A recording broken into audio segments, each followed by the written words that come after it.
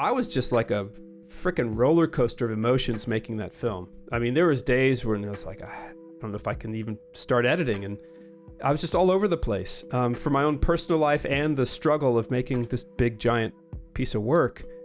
And every time I got their footage on the screen, they would lift me up. And that was really important. And I realized that you can kind of get addicted to negative thinking. And I saw it in other people. I saw like folks getting addicted to negative thinking who were worried about climate change, but they were almost kind of stuck in the worry. And then I realized for me that as long as I was in action, I could feel better. That was Peter Byck, and you're listening to The Regenerative Journey. From wherever we are, we acknowledge the traditional custodians of country throughout Australia, recognising their continuing connection to this land, its waterways, the stars in the skies since time immemorial. We pay our respects to the elders, knowledge holders, and to all the generations of First Nations peoples who have nurtured their unceded sovereign lands for over 80,000 years and continue to do so today. G'day, I'm your host Charlie Arnott, an 8th generational Australian regenerative farmer.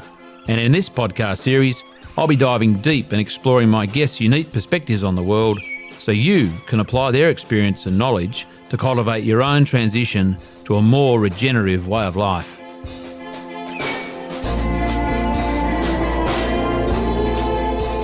Welcome to The Regenerative Journey with your host Charlie Arnott.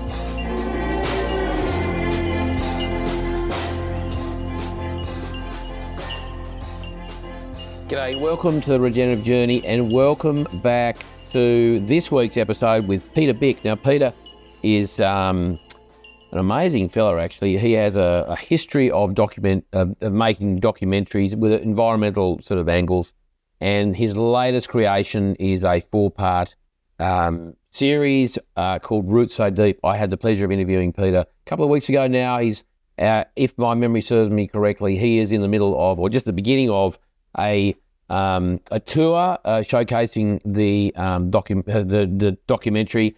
What I loved about Peter and his attitude to making this documentary was not just his motivation and his inspiration to do it, and the curiosity he incited for as a viewer, but also more importantly for the farmers he interviewed. He's created a documentary that is comparing, and I hesitate to use that word a little bit, comparing and contrasting the differences on a number of different levels of conventional versus, or beside, I won't say versus, beside regenerative type agriculture. Now he had five sets of farmers, 5 pairs of farmers. Essentially they were generally neighbours, one being regenerative and the neighbour being more conventional. But it was such a lovely way to do it. It wasn't confrontational. I mean, there were some interesting moments in the documentary, but the way he did that with such compassion and, as I said, incited curiosity in both of the sides, I guess, or the practices that he explored, was so respectfully done. And it was just wonderful to speak to Peter. We had a really good chat. It was a virtual one. He was in Phoenix. No, it was a couple of weeks ago now. You know, he was in the States, where I'll be very shortly in a few weeks' time. So look forward to listening to that in a minute. Before that, I just want to announce, without all of hoo-ha and the fanfare and the detail, we are creating a new subscription offering. I will tell you the details in the next sort of couple of episodes. One thing I will say, it's going to be pretty cheap. It's going to be very cheap. We're thinking $5 a month at this point. And also, anyone who was a previous subscriber or is currently a subscriber on our Patreon platform, we're going to move you across for 12 months for free. So that's all much as I'm going to say. We're still working out the detail. It is jam-packed full of value. I'd actually love to tell you what we're thinking and what we're planning, but I won't put the cart before the horse, so to speak. So let's leave it there. just think and remember, and you might see in the next few weeks some different buttons on Apple Podcasts. We're looking at how to do it on Spotify as well. Nonetheless, let's move to the interview. This is Peter Byck, the researcher and director and the brainchild of Roots So Deep, the 4-part documentary. I think this is going to be a bit of a game changer, to be honest, because of the way he's put it together, the respect he's shown everyone involved, and his his ability just to. I mean, he's a great interviewer. He does a really good job. I hope I can emulate some of his skill in this interview with Peter Byck. We're going to listen to On the Regenerative Journey right now. Okay, Peter Byck, welcome to the Regenerative Journey, and welcome to my second virtual interview. I did one a couple of weeks ago with a fellow called Uli Herter, who is German, and he is is he German? No, he's Swiss. And it was fantastic. We had some technical issues. We nearly had some technical issues this morning, but I finally worked it out. Peter, welcome, and thank you so much for joining us. Thank you, Charlie. Where are you? You just mentioned you're in Phoenix, Arizona. I'm in Phoenix, Arizona. Yep. You're wearing a t-shirt. I'm wearing swag. You're wearing a bit of merch. This is the first one, so we're testing stuff out. So this is a test. T-shirt. You've got my vote. I reckon it's a ripper. Thank you. It's warm. You're wearing a t-shirt, and I'm wearing a jumper, not a singlet. Yeah, but lucky you. I'm rugged up. It's -1 here at Burrawa. Yeah. Peter, we have so much to talk about. I'm conscious of time, and we are going to get in. Oh, that's better. Emma just jumped off there. We have lots to talk about, especially Roots So Deep, a la your t-shirt right there. Yep. I want to get into that. But I want to go, before we do, I just want to go back to this, as I explained before we got on there. This is about your regenerative journey, how you got to be the man you are and where you got to sort of be essentially an agroecologist. Is that fair to say you're an agroecologist? Because no, or you're studying agroecology, or you're sort of. Some of them are my friends. I'm a filmmaker and a wrangler of scientists. Yeah, but I'm not a scientist. Yeah, well, you did say that. You said you're not a farmer, you're not a scientist, but you love both those fields of endeavour. Yeah. Tell me. So let's go back to day one. Where did Peter Byck sort of turn up on the planet? Where and under what circumstances? Dr. Starr delivered me at Baptist Hospital in Louisville, Kentucky. Good old Dr. Starr. Who delivered my dad as well. So there was a little throughput there. Wow. But my parents both love nature, and so we got to spend a lot of time in nature out on the weekends and things like that. And so I've always had that going. So that's kind of how it started, just good parenting.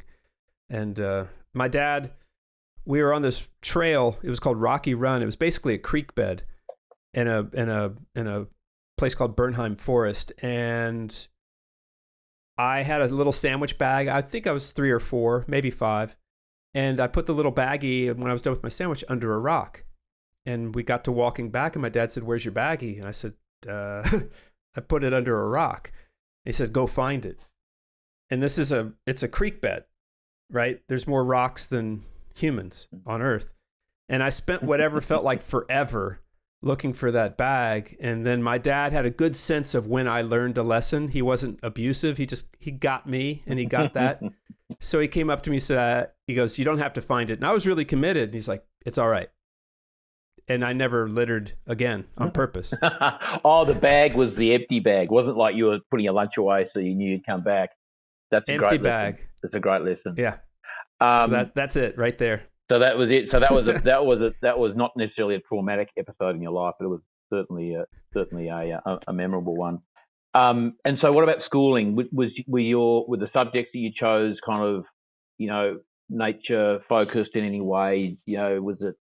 I don't know. Was your schooling somewhat normal? Did you have an idea in your childhood, like where you wanted to take your skills and your, what you want to do with your life? I loved movies and I loved music. I would hitchhike to see a movie for the fourth time, if I couldn't get a ride. And then I was in this theater group, and I suck as acting, so I became like the tech guy, put on, turn the lights on and off and stuff like that. And the lady who ran that, a woman named Nancy Niles Sexton, was asked to be the dean of the theater school for the California Institute of the Arts, which Walt Disney started to have all the arts in one place. And she brought the catalog back. She didn't take the job, but in the catalog was this guy who, it was film school. It had a film school section. I didn't even know that existed. That was like, what? And so I called up the film school and said, how do I get in? They said, make a movie. And so I borrowed a friend's Super 8 camera and I made a film, put it to side 4 of Quadrophenia. So Pete Townsend helped me get into film school. I've never met him. Maybe he'll hear this. That'd be awesome if he could. Thank you, Pete. And and that I got in. And so it was that moment under that tree, hearing the phrase film school for the first time. It really was a moment for me. Yeah. And all of my films, a lot of them anyway, were all sort of nature based, like some sort of thing. The film I made to get into film school was kind of like Koyaanisqatsi by a high school filmmaker who'd never made a movie before. So was that Garbage? Was that the one, or you made that when you were there? I made that like to get into film school. Yeah. Garbage, we started 3 years after film school, and it took me 6 years to make. So that was the first feature documentary I'd made. And like I said, so Garbage, then Carbonation, so all my films have been about something environmental. They just have. And tell me, was your family supportive of that? Were they going, "Oh no, Peter, you that's not your thing. You should be, I don't know, studying medicine"? Was there general, family support for your crazy idea? When I went to film school, I didn't have any kind of concerns, weren't voiced. I think my mom was really happy to see the back of my car driving 3,000 miles west. And my dad was already living in New York, and he supported the arts as well. My mom supported the arts. She had an art gallery for a lot of my childhood. But when I got out of film school, my mom, I think, got really nervous that I didn't have a steady job. It made her uncomfortable. And I was making a living freelancing, production assistant, whatever it was, as I was working my way up. But that made her uncomfortable. When Garbage got accepted to its first film festival, that's when she, like, to see other people go, yeah, that's good. That's when she relaxed. And I haven't had, she's been a huge supporter from that moment. But before that, I think it scared her to have a kid without a steady job. I think that was uncomfortable for her. My dad, always supportive. Always, always, always, always. And what about siblings? Did you have any siblings that were kind of, along for the ride? Or I'm the youngest of 3. My brother's the oldest. He's an orthopedic surgeon. My sister's in the middle, and she teaches. She teaches kids with autism or whatever's going on. She's helping the kids who need more help, and she's a hero. I spent 45 minutes in one of her classes once, and I needed to take a nap. She's just tremendous. And my brother, he sets bones and gets people back on their feet. So yeah, they're both very dynamic folks. Not in the arts. They never went towards the arts, but they're very. I think they're happy I did. Yeah. Tell me, your sister, has she, given your current interest and your expertise and what you're focusing on, essentially farming's about growing food, right? And good quality, nutritiously dense food, which just so happens to improve the environment as well. Has she drawn any parallels with autism and food, like nutrition? I've got my view on that, but has she or you sort of, I don't know, danced around that sort of topic? I've certainly heard the theories, and I think people are starting to prove that the human microbiome might be integrally involved in autism or autism levels and things like that. At ASU, they're doing studies on that. So I've read a little bit about that. The gut feeling, the things in your gut it just makes sense that it would drive your health. She and I have never talked about that though, I don't think she and I have talked about that. Now we should. Now we should. And my brother's an orthopedic surgeon, but he and I talk about like, I'm trying to get him to do yoga, right? It's just like, it's going to make his body feel better as we age, right? He's in his 60s. I'm going to be 60 in June. I've been doing yoga since I was 25. I had a neighbor down the street. She just wanted to learn how to teach yoga. So she just asked anyone in the neighborhood. So I'd walk to a yoga class, spend 2 hours. She'd make us a nice cup of hot herbal tea afterwards, and I'd walk home. It was phenomenal. And I've been doing it ever since. And so I want to give that to my brother. And he's an orthopedic surgeon. So that I imagine, it'd be interesting for him. Sorry, we're not getting to your thing in a hurry, I know, but I just love the background story on people. So wouldn't it be interesting for him to understand?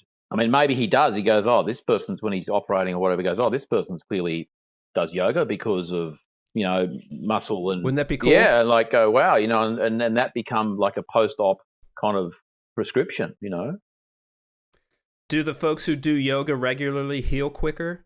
I would put $5 down to say yes. Yeah. I don't know that, but I would bet on it. Yeah. I've got a masseuse. He's a friend of mine. He's like a brother, but I met him in Los Angeles when I still lived there, like 22 years ago.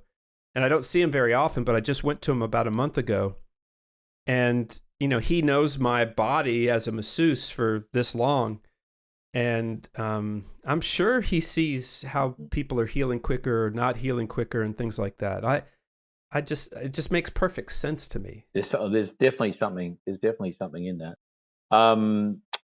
Well, you're a pretty fit looking rooster, so I'm not surprised. I hadn't said, oh, this guy definitely does yoga, but it does not surprise me. No, seriously, and clearly it gives you a lot of energy because given the little I know about you and what I've seen, that has been a long journey.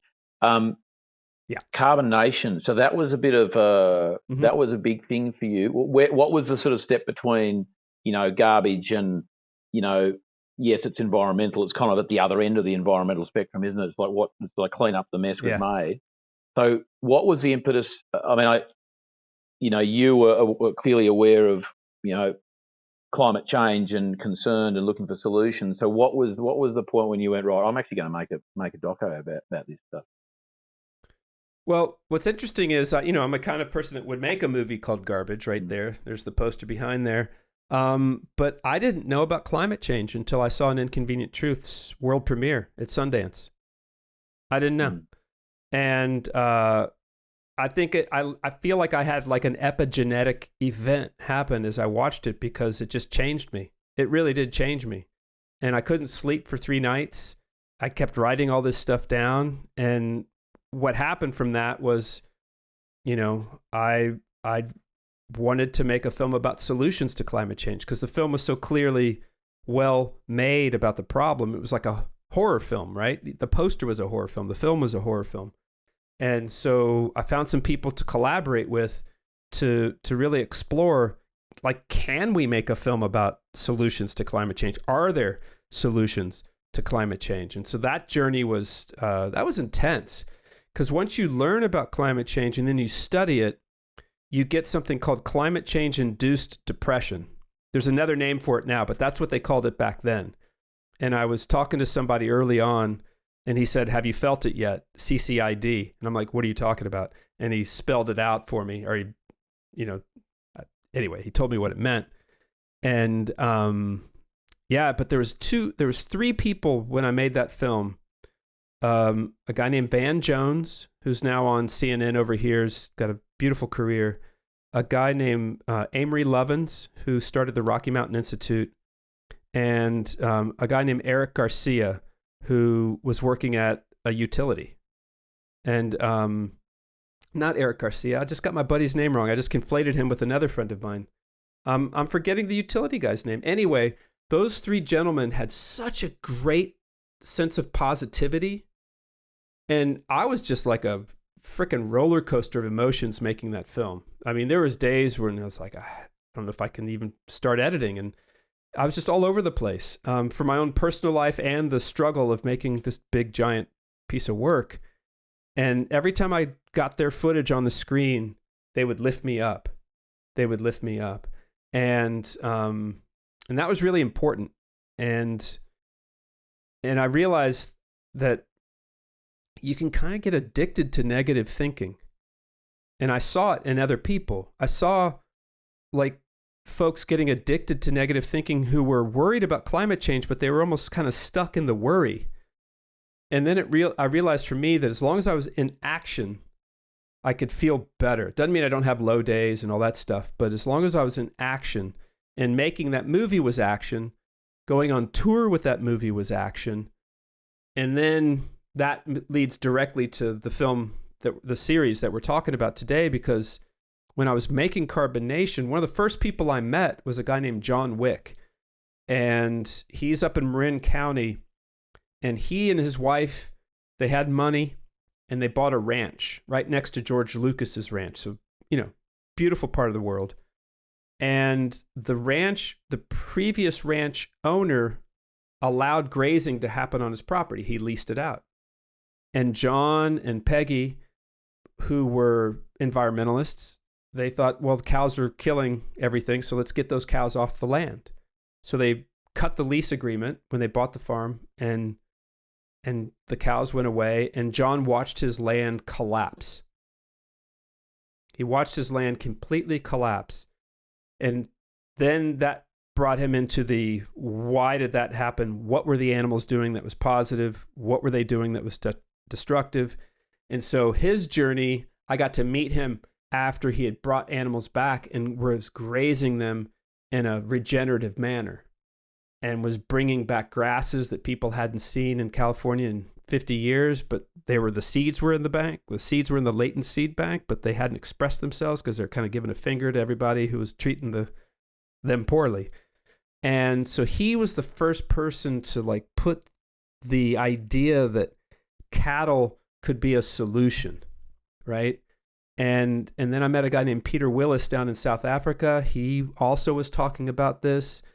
And then I went to the Rodale Institute in Pennsylvania. They were talking about if you used compost on top of no-till, you could really sequester a lot of carbon. And then Rattan Lal at Ohio State was talking about our pastures and our forests and our farmland could each sequester an enormous amount of carbon. And so I was starting to focus in on soils. After I finished the movie, I asked myself, what's the one solution? Carbonation had lots of solutions, from clean energy to energy efficiency to good land use to leadership and all sorts of solutions. But I was like, what one solution could I focus on that has the biggest impact? And it was soils. It was just clear. And then I focused in on that, and I met more folks who were grazing in a regenerative fashion. And you go to their land, and it's just alive. It's alive. And their neighbor's land is quiet. And their neighbor's soil is hard, and their soil is squishy. And their animals look awesome. And something's going on. So that's when I focused in on cattle grazing as a potential solution. That was around 2012, 2013. And it was right then that I was brought out to Arizona State University to teach documentary filmmaking. But they didn't bring me out to lead a science project or at all. But this school's kind of open-minded. The president of the school, Michael Crow, he's like, well, let's see where this goes.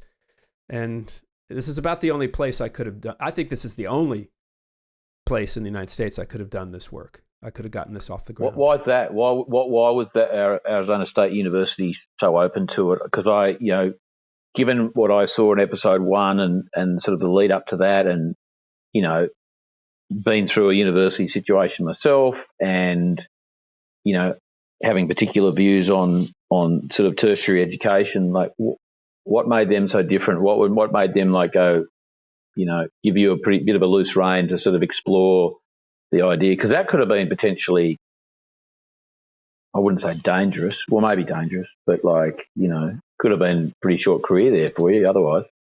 It could have been very short. I mean, if this there's what's called ag universities in the United States, where the land grant system was signed into law by Abraham Lincoln, and that was to bring universities online to do scientific research about agriculture. And since Lincoln to now, a lot of that research has been sort of usurped by folks who are making a lot of money in the current state of the agricultural system, the chemical farming, the conventional farming folks. And so because ASU it's not an ag university, we didn't have that legacy funding. And I think that was the first step to giving me the freedom to be able to do that here. The other thing is Michael Crow, the president, just kind of dug what we were doing and didn't stop me. It wasn't like he was saying, do this. He just didn't stop me. And I was raising enough money for the research early on that I was sort of covering my costs and showing that there was support outside the system. And he let it happen. That's how I look at it. He allowed me to see what could happen. And we raised $10 million. I mean, it was great, from 10 different funders and lots of university partners, scientist partners. None of the other scientists at the ag universities asked for permission. They just did it. It's not like we had to get their university's president to say yes or anything like that. That was another question I had, Peter, was, it was evident in the doco episode 1 that those scientists with all the ecologists and the bug people and the soil people and all those wonderful scientists that you pull together, the sense was they were all surprised that they kind of all found themselves together, but that their experiences had probably been prior to that, like, that their work and their interest hadn't been supported in their own individual silos of universities and research. Like what was Absolutely. it about? What was the magic in there that kind of? I'm sure at one point they all looked at each other and you looked at them and they went, "Oh my God, this is pretty cool." Like, what got them to that point? Was it raw courage? Was it like desperation? Was it? I don't know. What? Because that's a pretty magic recipe you created there. To a person, every one of those scientists that had had careers going when we all got together had put their careers on the line more times than once to want to study regenerative agriculture, which is a strange thing to say out loud, isn't it? And so that year that I was transitioning over to Arizona State University, and that year that I decided to focus on grazing, I had a number of conversations with scientists. I talk to a lot of people all the time. It's just part of my life. It's awesome, right? To learn and learn and learn. And I met a lot of scientists that were all really curious about this type of grazing. They were really, really curious. How did it affect the bugs? The bug scientists wondered. How did it affect the birds? The bird scientists wondered. How does it affect the microbes? The microbial scientists wondered. What about greenhouse gases? Well, we got to study them, right? So I learned all the pieces of the puzzle by meeting the people who were focused on those pieces. And so, we say this in episode 1 at that sort of intro part. When I heard about a grant that it was coupling natural human systems, that was the name of the strand of grants from the National Science Foundation. I emailed all these people that I'd talked to for 1 hour each over that last year. They didn't know me. It was just, hey, so-and-so said I should give you a call. Do you have a minute? And we talked for an hour, and then I'd say, hey, thanks for your time. And every single one of them that I emailed me back within 2 hours. From when I emailed them, drove home from school, came home, all the emails were back and very enthusiastic, like we say in the film. And I said to my wife, something just happened. Like something just happened. Something really cool just happened, because I can't believe a bunch of scientists just said yes to me and they don't know who the hell I am and I'm not a scientist. And so then we got a little bit of a grant from ASU to bring them all together early part of 2014. And this was the first time for a number of those scientists where they had been in a room around a table with no pushback. Like they got to hear yes and yes and yes and for 2 days. And I saw it happen. I saw their expressions. I saw it, and I thought, wow, this. I loved it just because I loved it, but they loved it for even deeper reasons. Like Richard Teague out of Texas A&M, he's the fellow from Zimbabwe in the movie. He's from Rhodesia, really, and then he studied in South Africa. Then he came to Texas. I mean, he's been swimming upstream for 4 decades, and when you see episode 4, and he sort of assesses his experience with this project, it's really cool, and he's grumpy, and he's a great guy. He's retired now, but boy, talk about arrows in the chest for being a pioneer, right? And there he was in a room full of people going, "That was a great paper you wrote. Let's do more." He'd probably waited 40 years for that moment, yeah? Yeah, he did not get a lot of support at his university. There's no question about that. But he had the president watching him, like me. He had the president's back. It's just he had a lot of faculty infighting, a lot of people who thought he was full of it. And, I just think that if you're studying nature and you want to see how nature can help farming, what's the problem? Like, where's the problem? Well, but that's the question, isn't it? Like, what is the problem? What is the problem? What is the pushback? What are the forces that are prevailing to, create the hurdles and put up the roadblocks? I mean, we kind of know, but, do you want to have a crack at answering that one? Like your experience or those of others? I'll just tell you what, so it was 2014, 2015. I think it was 2014. So I'm new at the university. I'm not an academic. I'm a filmmaker who got a gig at a university to teach filmmaking. But I was asked to be one of 4 faculty members to present to the the USDA Department of Agriculture Secretary, Vilsack, who was secretary under Obama. Then he had 4 years off, and now he's secretary under Biden. And back then, it felt like he was in his second term of being secretary of the U.S. Department of Agriculture, that he was didn't have to really run for anything anymore. He had a whole political career as governor of Iowa and senator and all these things. And I think he was governor. I'm pretty sure he was governor, but I might be wrong there. Anyway, the 4 faculty members, I'm the 4th because I'm the junior. They all talked too long. So I literally had, I think I had 4 to 5 minutes to present this entire idea for this project. Right. And because I'm an editor, I could squeeze it in. Right. I got 4 minutes. Let's use them. And he really liked it. And I said the question you just asked. I said, there's just nobody studying this right now at the ag universities. And he said, do you know why? I said, I'd like to hear what you have to say. Tell me. He goes, because all the big companies and the big ag companies can't sell anything with what you're talking about. You're talking about using nature as opposed to using fertilizer. So there's no incentive for them to fund that research. And that's what he said to me. So I'm like, all right, there's the answer. And he would know better than I would. And hence ASU was the place where they kind of, the walls are up and they didn't have to bend to the will of those others. Yeah, because we weren't an ag university. Tell me, let's get into AMP. Excuse me, I'm sorry, I'm coughing away there. Sure. I was actually interested you didn't call it AMP with an F, because I know like paddock is a word that we use in Australia, right? Like that's paddock, and I was interested to see that we used over there because you guys usually say field, right? That's kind of we say field, paddock, pasture. Okay. They're all sort of interchangeable. Okay, cool. Yeah. Okay, so you don't need it. But you guys call a ranch a station. Yeah, big you? Ones. Like the further west you go, from the coast on eastern Australia, there's a bit of a dare I say a boundary or a zone where the size kind of those farms that are basically called stations.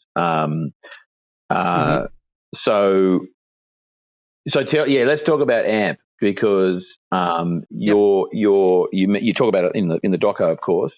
I hadn't heard that expression before. There's actually quite a few different kind of variations on it. But can you tell the listeners and the viewers kind of what that stands for and And I guess, look, let's have a deep dive into why it's so important. What you, without you letting the cat out of the bag about the results of your study, your research project, but like where. Oh, I won't. I won't let that cat out. Hey, Damn it. You haven't seen all the episodes yet, which is fine. Yeah. You spent an hour watching our first episode, which I appreciate. Yeah. But that's in episode 4. Yeah, the results. That's years later when we go back and tell the farmers what we found. But adaptive multi-paddock grazing, AMP grazing. Now that's a evolution of concept that starts with rational grazing with Andre Voisin, holistic plan grazing with Alan Savory and all the folks that he worked with. Then some people called it mob grazing. Other people called it managed intensive grazing, strip grazing. So there's a lot of names, and I think they're all kind of a little bit unique in the way they do things. I don't think it's just a name change with nothing else changing. When our science team got together, we knew all those other names. We knew the methods. And what we thought was the word adaptive wasn't in it. And as a team, we thought we need to have that word in it because adaptive's key so that your choices of where to graze, when to graze are always adaptive. You never have the same size paddock in your field or the same paddocks, fixed fences. It's very adaptive. You're using a little strand of electric fence. You might make a paddock this size over here that year and this size over there that year because this year you had a lot of rain, so there's a lot of forage. Pack them in.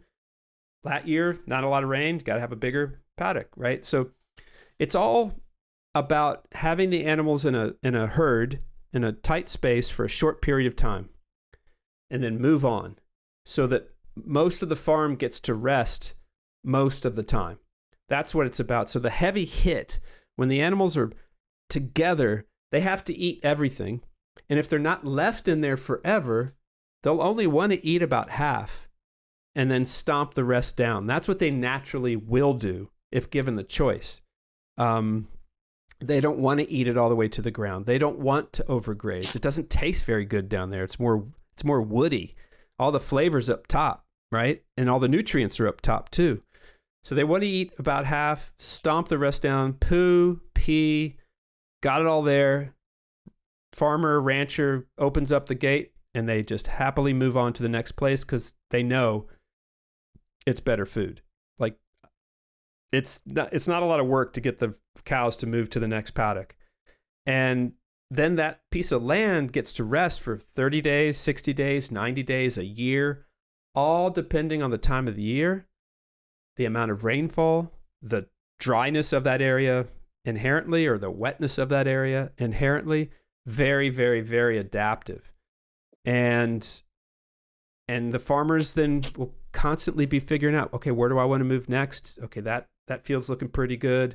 All right, I better hit that pretty quick because I got to get over there quickly. And it's the farmers who do it love that creativity. They love the difference, right? They don't want a cookie cutter life. And they get to spend all their time with the animals because they're moving them daily, sometimes every couple of hours. And they don't have to sit in a tractor growing hay and fertilizing, spending money, baling hay, hoping it doesn't rain for the 2 days after they cut the hay, hoping it does rain for the 2 days after they put the fertilizer down. You know, all these hopes. And these folks, the fertilizer's the animals. It's the poo and manure, the poo and the pee. And that's why we chose to use that word adaptive in there. Multi-paddock is kind of, I think, in a way, kind of too fancy. I wish we just stuck with adaptive grazing. That would have been, I think, just sort of simplicity of communication. AMP sounds good, but just thinking about it later, I think adaptive grazing is fine. So I usually say adaptive grazing. I think it's great. I mean, I've always said, and through personal experience of adopting in my early days, or farming, conventional farming, one of the definitions of that, or one of the principles of that, is adopting a practice, that your agronomist has suggested or your dad has done for many decades, and you would just adopt that, Yep. And so in my view, one of the, I guess, defining principles of regenerative agriculture is the the principles of adapting to your situation, because it's not going to be the same. The guy over the hill there, his practice of, of grazing is not going to work exactly this. There's no prescription that you can apply to any farm when you're doing it regenerative. So I love that you've used adaptive in that as well. It's a really good description of what that essentially is. Let's get to animal behaviour, because it may have been in a number of the other episodes there, but certainly in the first episode, when one of the I can't remember her name, but she had an offsider there as well. One of her roles was to assess, I guess, the behaviour of the animal well-being. Could you before we get to that, actually, just to set the scene for a bit, could you explain why and how you could use a comparison, which I have to say was such a lovely way to do it. I'll get to that, but if you can explain, just so the listeners and viewers can understand, essentially the structure somewhat of the doco, the episodes. There was a lovely thing to do. Yeah, so from that first meeting with all the scientists, and our team evolved. Some people peeled away, more people showed up. So the team from that 2014 meeting to the 2018 field had some evolution. But the bottom line was we all came up, they taught me, I did not come up with any of it. But what metrics can we study to understand the system, right? And then what can we afford to study to understand the system? So the metrics we came up with, or they came up with, and I wrote it down, was soil carbon, soil nitrogen, water infiltration, plants, the nutrient density, the amount of ground cover, the amount of plants, the dry matter when they dry it out, microbial life, bugs, birds, greenhouse gas cycling, water infiltration, animal well-being, and farmer well-being. Those were the whole study pieces. That was 8 modules. And but then the film, the documentary, became a part of the study. It is a part of the study. We got our funding because we were making a documentary about it. I had no clue I was making a 4-part docuseries, but all the editors that worked with us, they just kept saying, you got more than a film here. And I was like, because that's just a lot more work to do 4 hours versus an hour and a half. Hang on, but you're an editor, right? So you can handle it's just math, right? Yeah. I am an editor, but not. If we can go right to the editing, so hundreds of hours of footage, shot for a couple of years straight, and 4 editors just dropped off. Too big a project, retired from film business, didn't quite get the project, and then the 4th editor that came on is a guy named Ben Daughtry. Ben got it. Ben took the time, studied the footage. I asked him to cut together a piece about one subject. I think it was about the birds. And I cried because I'd been through so many editors by that point, and a lot of money and time and stress, and he got it. And I cried for joy. And he gave me a year and a half of his life, and he found the stories. And he was insanely critical to the shaping of the story. And then he was done. He was like, okay, I'm done after a year and a half. And that was all COVID. Like he started in February of 2020, and like the lockdown happened when I was back in Kentucky, where he lives now and is from, where I'm from. We were back there just for spring break. And the lockdown happened that week. So that whole first year and a half of COVID with George Floyd and Trump and all the stuff. So that was all happening. And in Louisville, we also had another whole thing with Breonna Taylor being murdered, who was just in bed, asleep. And, all that stuff. So I think that added to the stress of his life, I think. I don't know for sure. Anyway, he leaves, and then it's up to me to finish, to do the polish on episodes 1, 2, and 3. And I had a bigger lift on episode 4.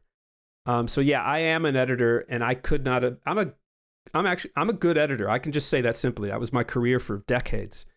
I could not have done what what he'd built. I could not have built it, and but I could polish what he built, right? Yeah. And so it turned out to be a good teamwork. It's just he did his work and we collaborated, and then he was gone, and then I finished it up. And again, that's the journey you've been on, right? I mean, that's people come and go, and that's life, and that's all part of the recipe that's clearly produced an amazing. You just put it in the oven and you baked that cake, and it came out. Yeah, no, Tell me, but back to the back to the sort of the structure science. of the science, yeah. Yeah, and you were going to Janice Swanson, who did the animal well-being piece, and she's had this long career. She's been a woman in a man's world for decades, holding her own.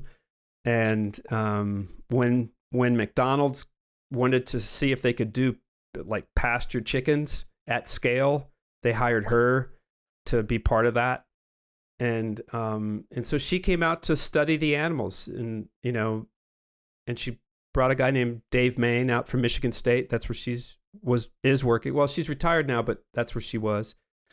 And she just looked at the health of the animals, and it was great to watch. Like, how does she do that? Like, what are the qualities of the animal that she's looking at? And she could tell a lot about the grazing by the health of the animals. And so you haven't seen this episode yet, but in the third episode, there's a farmer from Tennessee, conventional farmer. His name's Johnny. And when we met Johnny, we met him at his office, at his work. And we went to the break room back there, and we're saying, hey, we'd like to do research on your land. It matches the soil type of Bill Keener's farm that he's leasing down the way. And they knew each other casually from being in a small town. And Johnny said to me, you make us look good, that's great. You make us look bad, I've got a shotgun. Not that all right? All right. That's clear, right? There's no ambiguity. No. But when we were filming, he did say yes. In 6 months we were filming, and he brought that up again. He goes, remember I told you that I had a shotgun? And I said on camera, it's in episode 3, I said, yeah, what was that about? I don't know. How would we make you look bad? Like, what was your concern? He said, oh, the PETA, the People for the Ethical Treatment of Animals. And it's like, oh, animal welfare was your concern. He goes, yeah. I said, oh, okay. Oh, yeah. I told him, I was like, that would never cross my mind that we would have that kind of negative impact on you. I'm sorry you had that concern, but I appreciate you still letting us do research. Geez, even with that concern. So then Janice comes out to check out his animals, and I'm kind of like, a little bit concerned. And yeah, exactly. And his animals, his family, the way they graze was phenomenal. The animals were in incredible shape. So it's like, whew. And what was interesting was, a lot of the conventional farmers that we had in our study were really good at what they did. They just, maybe there's ways to do it differently where it could be an even more profitable operation. And so you could see that Johnny's son, John, and his nephew, Curtis, were really the ones who were like, what? Tell me more about this, and that's what's ended up happening. And that's a bit like, is it Wallace? Wallace, the son of the conventional. Yep. You could tell that was a beautiful piece there, because he was curious.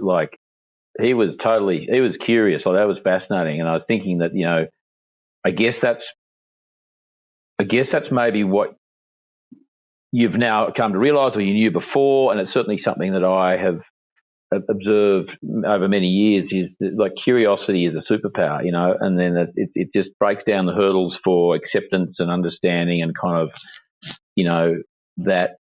that need to know. And so exactly, Wallace had it, didn't he? Wallace was like, it was almost like the other, the farmer, the name of the farmer, his neighbour, Cooper. He was almost like not sure how to whether he should keep telling him or sort of like hold a bit back or whatever. It was a really interesting dynamic. I'd love to know. Maybe that's another series, but I'd love to know. well, I guess if when I watch the next couple of episodes, it might reveal how that relationship actually grows. But that's a it just might. Yeah. It just might dangle that carrot. But that curiosity piece, I have to do an amen to what you just said, because I just agree with you completely. I myself am curious, and I love meeting curious people. And when I saw that Wallace was curious and not judging, but he was curious what was happening across the fence, he saw that there was a lot of forage. He saw that the animals looked great. He just was too polite to ask. That's my interpretation of it. I think he was too polite to want to get in his neighbor's business. They'd known each other for 25 years, and they never had talked about grazing until we showed up. And I'm like, what? Can we have that happen with cameras rolling? And they're like, yeah. They were up for it. There was no like, I don't know. And his curiosity, and then we saw that down the road to other farms as well. And I realized, it's the curiosity is the opportunity for change. It's the opportunity to find common ground, to find where we can open up. It's already open. If you're curious, you're already open. It's just a question of what to put in there, how to talk about it, right? It was awesome. And I'll say this, I say this all the time, but I love these people. They're friends of mine. These are amazing. How lucky am I that I have 10 farm families I can now call up and go, how's it going? Yeah. How you doing? That's awesome. I have a thing, Peter, when I'm sort of like, I guess, being curious about where people sit with farming and their source of food and so on. And I often ask groups of people, who's your doctor? Have you got a doctor, right? And they go, yeah, I've got a doctor. And I say, well, right. Are they important to your health and life? He goes, yeah, of course. You know them by name. Yeah, Dr. Smith or whatever it is. And then, so how often do you see that doctor? And they go, every 3 months. And I say, okay, cool. And so I say, well, who's your farmer? And then they go, what do you mean? He goes, well, who's your farmer? Like, you've got a doctor and he's important. Like, aren't farmers important? Like, how often do you need a farmer? It's like, 3 times a day. So you have 10 farmers, essentially, Yeah. Yeah. But I don't live near them to eat their food. But they give you some nutrition though, don't they? They give you maybe not the stuff you put in your mouth. Friendship. Totally. That's nutritious stuff. Oh, it is. Tell me, were there times, I'm imagining that, your first 5, I guess the regenerative farmers, I imagine those 5 were pretty much straight up, yes, I'll do it. Your other conventional farmers, the 5, did you have any neighbours who went, get that they actually did pull out the shotgun? Well, without mentioning names, all the adaptive farmers, the regenerative farmers, said yes before we asked. Yeah. They couldn't wait to get data. Yeah. And they're like, you're going to spend all that money on my land to get that much data? Yeah, let's check it out, right?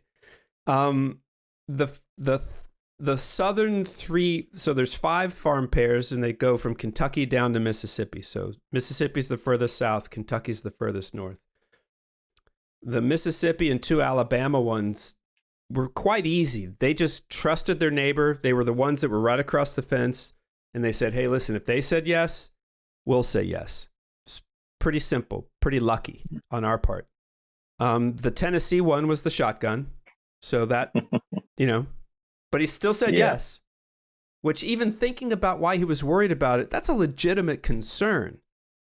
And I like him even more because he went through that concern and still said yes. He didn't have to say yes. He didn't have to say yes at all. Mm. And then in Kentucky, we were told, oh, go check out that farm. It's okay. I'll let them know you're coming. And they didn't. And so we got there in the morning, and the husband's like, who are you guys? We're climbing over a fence thinking they've called and it's cool. No. And it wasn't. You're trespassing. And we went through this whole thing. He was like, man, you're lucky our dogs weren't in the front yard, right? And then the afternoon, we think he's told his wife, because we need to go back and look at it, and he didn't tell his wife. So we go through the whole thing again. She gets mad at us. She says you're lucky the dogs aren't in the front yard. So that was a bit of a rough start, but she was curious. She was a psychiatrist, so she knows, she knows things about science and medicine. And she was like, what are you guys doing? And I said, well, we're gathering all this data. And she said, well, what are you going to do with the data? I said, it's your data. She goes, what if it shows that we can do something better? And that was the best question that could have been asked. Yeah. I like, in my mind, I kicked my heels, It's like, yes. And again, being able to go through this whole process with these folks and, doing science out in the real world is messy. And you'll see in the further episodes, man, the mistakes were made. and it's, we talk about that in episode 1, 2, and 1 as well, where we talk about research plots and, getting out into a real farm and things like that. It's, nature's not necessarily the best partner when you're trying to break it down into subsections and plots, literally plot sizes and silos. It's like it has a tendency to kind of want to bring it all in and interfere and do its thing, and it just wants to complicate. It wants to, move to complexity. Is its nature, isn't it? Which science by its very definition is like, no, hang on, we got to isolate this. Well, science by its very definition, by who's asking and who's defining it, right? So I think I might get a little bit of this wrong, but in the 1700s and back, what we call science was called philosophy, natural philosophy. And then this guy, Alexander von Humboldt, I think I got his name right, from Germany, kind of realized in his world of, being a natural philosopher, looking at plants and different continents and things, he's like, oh, this is science. And he came up with the term science. But his idea of science was integrated, woven system, right? So the guy who invented the word science, if I have that right, he certainly invented the concept or put words to the concept. To him, it was a system. And he was one of the most famous people on earth. When Thomas Jefferson, President of the United States, second one, found out Humboldt was coming to the United States, he's like, you got to come to the White House. I got to talk to you. Like, he was that famous. And before he died, people started breaking it down into the granularity, into the, what's the word? I guess into its parts, into its. Yeah. It's not restrictive. It's there's a word, and everyone knows it in the science world. I can't remember it right now. Yeah, reductive thinking. Thank you. Reductive thinking. So the guy who came up with the concept of science saw it as a system. Before he died, that was dead. That's pretty. I've got a similar story on a much smaller scale, but more recent. I did tertiary education, university, and the course I did 30 years before I started it, it's called Rural Science, okay? It's about the science of rural activity and practices and principles. The guy put it together. He had this amazing system. It was like I've actually seen the original mind map that he did because I got to know his daughter well, and she's amazing, and she showed me this. And it was this amazing mind map of how nature interacts with agriculture and human activity, right? But in that 30 years for when he embedded that and created a course to when I did it, the same thing happened, right? Like I was siloed. Like we did different units of soil biology, soil physics, and chemistry. And in that time, not once when we talked about chemistry, physics, and biology, soil biology, did we ever have a conversation about how they all went together? So, Peter, I was at university and we had, actually, I'll start that bit again. You good?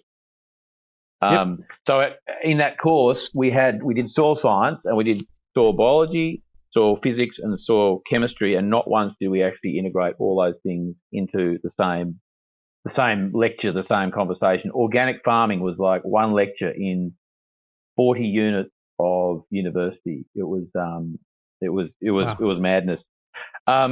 Jeremy, I'm also conscious of the time, Peter. What time is it over there in Phoenix? It's 4:21. It's time for a cup of tea. That sounds good. I'm slowly defrosting now too, so which is lovely. I can actually feel my fingers now. So is it tomorrow morning or tomorrow afternoon? Where is it? It's Thursday 9:20 here at the moment. So in the morning. In the morning. That's right. Got it. Beautiful autumn day. Peter, I had one question about animal behaviour. I'm just fascinated because to us it's a really important kind of a thing. The happiness of animals. I mean, our thing is the happier the animal, the better it'll taste. Was there any sort of, I don't know, results that you can leak that may sort of suggest, or support that theory? Well, our study did not talk about the nutrient density of the meat. We just didn't have that capability to raise that much more money. That said, a good friend of ours, his name is Stefan van Vliet, who was trained under a guy named Fred Provenza, is leading the way on this work. And Stefan's studying the phytonutrient density of plants, then the phytonutrient density of the manure of the animal that's eaten those plants, then the phytonutrients within the meat of that animal, and then the phytonutrients within the human that ate that animal. And I think they're doing the human manure too. Wow. Might not be that one last step, but I think they are. And so that work is happening now. And it's really exciting because that's an important piece of the puzzle, right? To are the animals, are they tasting better because they're more nutritious? It does seem that flavor and nutrition go hand in hand, right? And then in our Northern Great Plains study, Stefan and I have talked about, can we do flash biopsies of the animals out in the field and just see if there's a nutrient difference, like a health difference of the meat, just from how they're grazing, like not even whether an animal goes to a feedlot or not, but just the forage. Because according to Fred Provenza's work, if an animal has a whole lot of different things to eat, they know how to balance their diet and they're going to be much more healthy. Yeah. And it makes it, just like us, right? It makes a lot of sense that, with a broad range to choose from and them being able to sort of self-medicate, which is just a whole fascinating thing in itself, that that the flavors, the flavonoids, all that yumminess that they're getting to choose, it just can't not add layers and layers of flavor. And, a lot of that flavor is, I guess, stored in fat, and then it just makes so much sense because in that, in a pasture that is less biodiverse, then I just talked to a rancher. His name is R.C. Carter. Carter Country Meats is his company in Wyoming. And he doesn't harvest an animal till they're at least 3 years old. Wow. And I've heard that in France, no chef would use an animal that's under 3 years old. Like the animal needs time to have a life. Develop the flavors. Develop the flavors, but actually have a life and if properly grazed, actually do the work of the animal to make land better, right? Like it's not a speed test. Yeah. I mean, all farmers have to be patient, right? I mean, every decision has such a long-term payoff. That's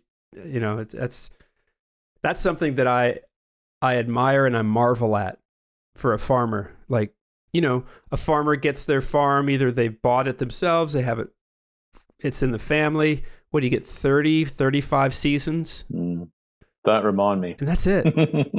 I think I'm kind of past halfway my farming life. I hate to. Oh no, I'm not one to ever retire. But you're right. Like literally, time. It's a really good point. Because the decisions we make have such long-term consequences. And 35 years, right? That's a long time, but really in nature, that's a blip, and your ability to Nothing. impact in some ways can be very, very, can happen very, very quickly. But, you stuff that up, or you not so much get it wrong, because I don't believe in things being right or wrong in a farming situation. But those consequences can last for years, can't they? This is one of the challenges of the unique natures of being a farmer is we have to, there's so much out of our control that, we have to live and just suck it up, a lot of the time. Yeah, and if you're working with nature, nature's so unpredictable in so many ways, and the rainfall is so unpredictable. I mean, look what Australia's lived with over the last couple of years with the extremes, flooding, drought, right? Totally. And in all that flooding that you all had recently, you had flooding recently, didn't you? There's been flooding in various parts of Eastern Australia, at least on and off for the last 3 years. Yeah. Yeah. Massive. And were the folks who were focused on soil health, did their soils absorb the rain better? Did you see a difference? It'd be safe to say yes, that they were able to. There wasn't the across the ground movement of water. It infiltrated much more effectively, but also. It was no doubt. I mean, that's, I guess, one of the principles, isn't it? The water infiltration rate, which is what you guys did study as well.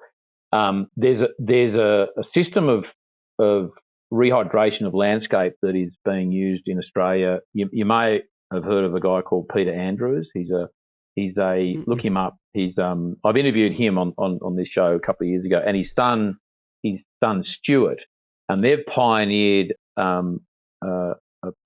A farming practice, I guess you'd say, philosophy called natural sequence farming. It's about rehydrating the landscape through the use of contouring and mechanical work in riparian zones, creeks, and did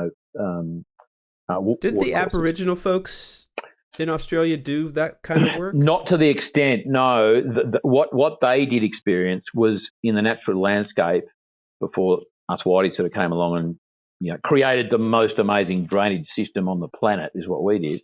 What the Indigenous people here had was a landscape that had lots of natural wetlands which were joined on the same contours. So there was this natural system in place which kept the landscape hydrated. So it had the much better soil profile, a lot more humus and a mulch layer in place. But what was rehydrating that through any given season was this sort of complex system of wetlands and contours and steps.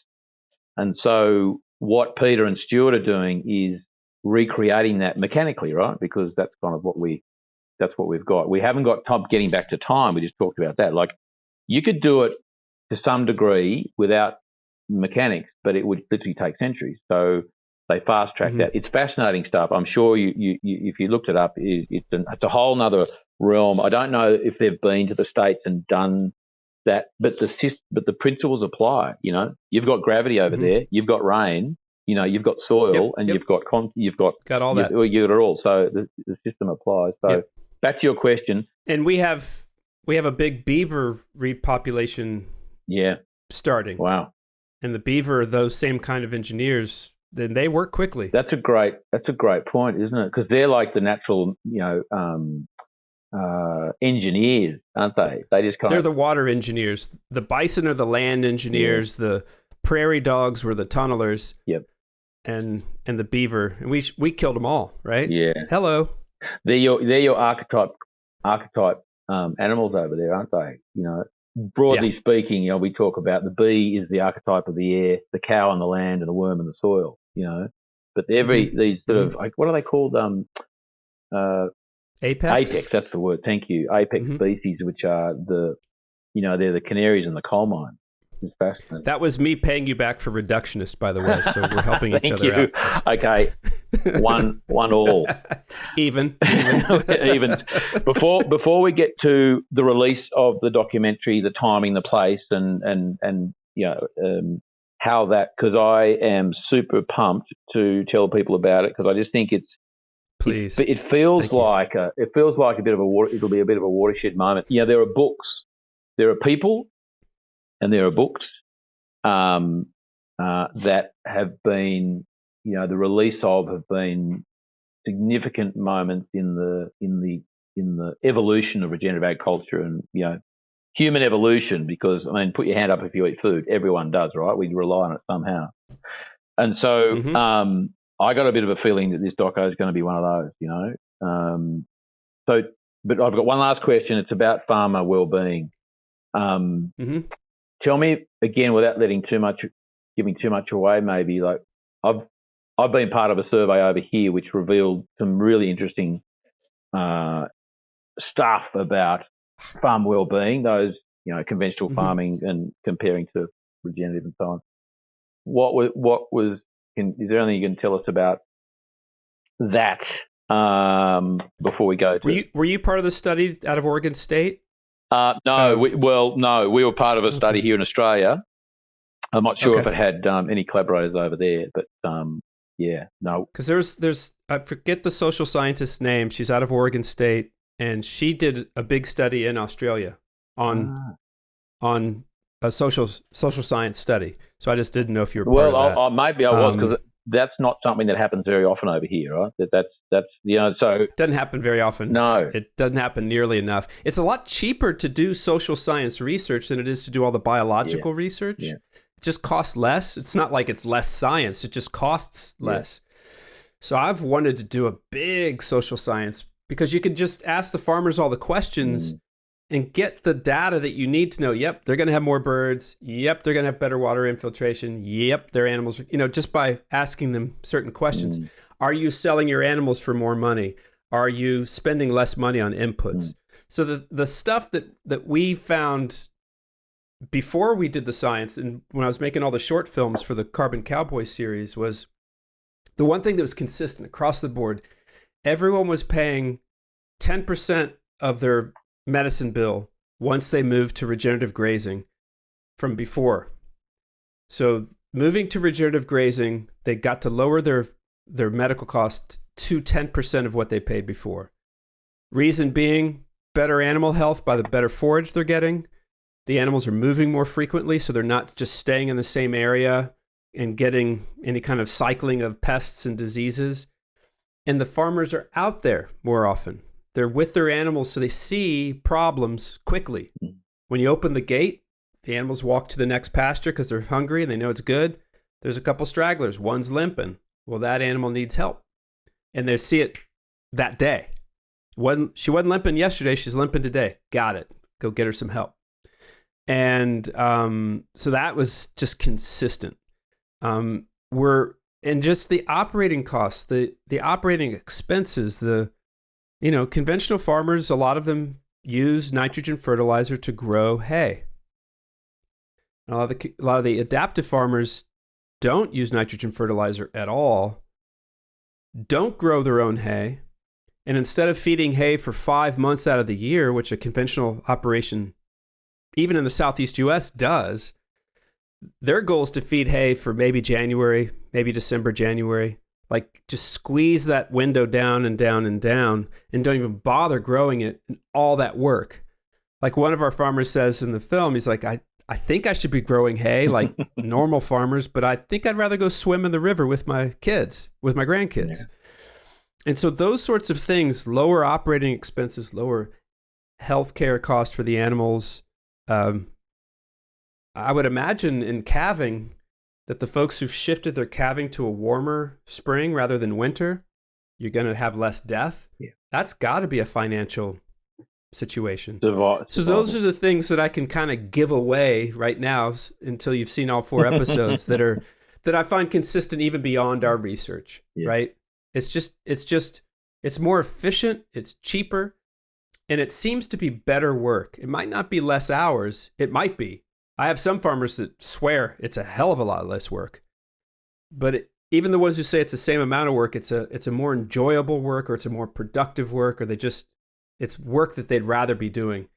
Like I've never met a farmer who likes to hay. I've never met a farmer that likes to grow it, plant it, fertilize it, cut it, bale it, store it, pull it back out, spread it, right? But I do know a lot of farmers that use hay as a tool in the winter. Like, that field is pretty spare, so let's put a lot of hay out there, keep the animals there for a bit of time in the winter, and in the spring it's just pumping. Oh, I wanted to bring up mistakes. Yeah, you mentioned mistakes earlier, and I just wanted to. Yeah. I'm lucky. I went to film school, and the dean, Ed Emschwiller, the first day, like when he met with everybody, I'm a freshman, I'm 18, I'm green as green can be, some kid from Kentucky who's out in Los Angeles going to film school. And he said, make mistakes, make mistakes, make mistakes. They're the best teachers. So I had someone give me permission to fuck up. Yeah, yep. As much as I possibly, and I did it a little bit too much in too many ways, but I got to learn, right?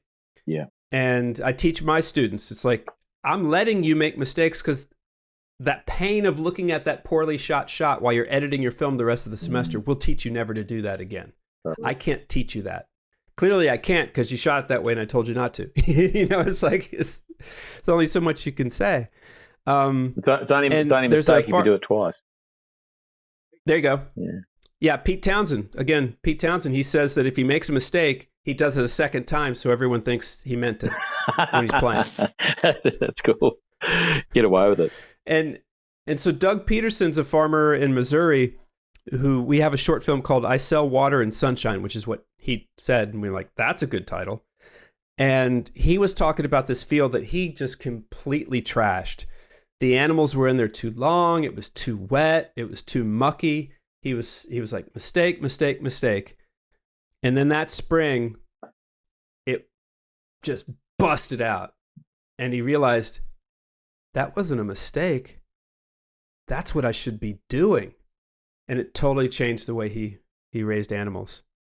Extreme so I just want to share that. When you said mistakes and that you don't believe in, there are no mistakes.